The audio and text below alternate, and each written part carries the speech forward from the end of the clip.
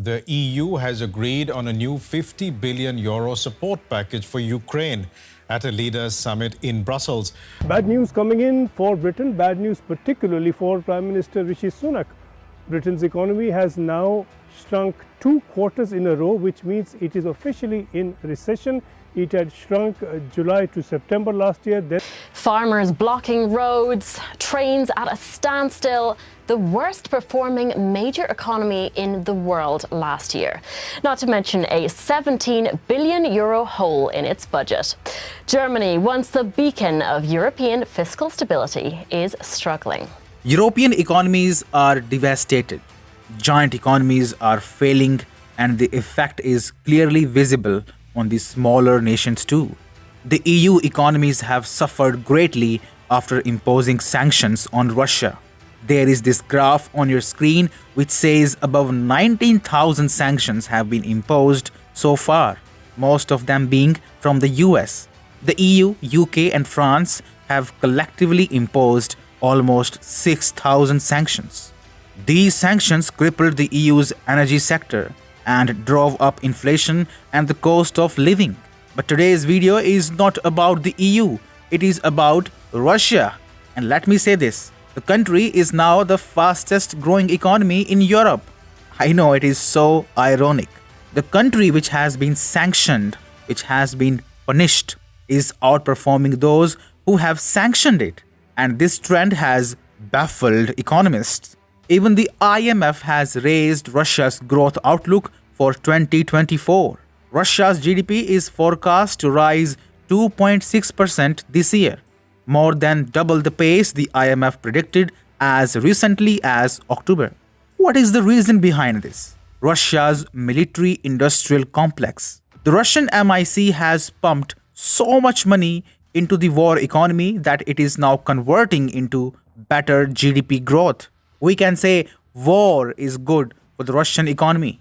Russia's military needs physical supplies, things like weapons, ammunition, and bandages.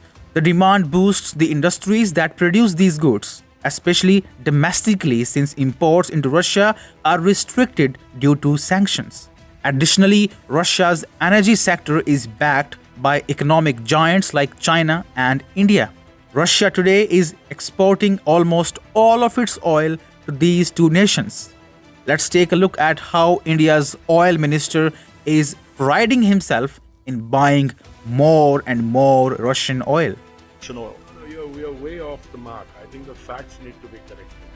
We started with 0.2% in February 22. What you say is a low point.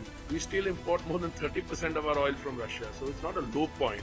It is a fantastically high point. And India continues to call itself a great partner of Russia despite pushback from Western governments and Western media. So Javier Shergill is national spokesman for the governing party in India, the BJP. That's the party, of course, of Prime Minister Narendra Modi. Russia, I will reiterate India's stand. Russia was, is, and will remain India's strong friend and ally.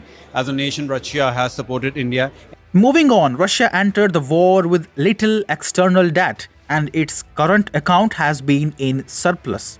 Russia has been working on long-term plans. It has been sanction-proofing itself since 2014 when it was hit with the raft of trade sanctions after it annexed Crimea from Ukraine. And let's not forget, the war is being fought largely in Ukraine, outside Russia's borders, and destroying largely Ukrainian homes, businesses and farms. Thus, the impact on Russian productive capacity and households has been comparatively limited. But of course, the West has a lot to learn from Russia. How Russia has managed its foreign policy and navigated through tough times is really a lesson in geopolitics. But look at the EU. It is committing the same mistakes over and over again as it looks to impose further sanctions, now on India and China. That's all for today. Thanks for watching Outright. Subscribe for more such updates.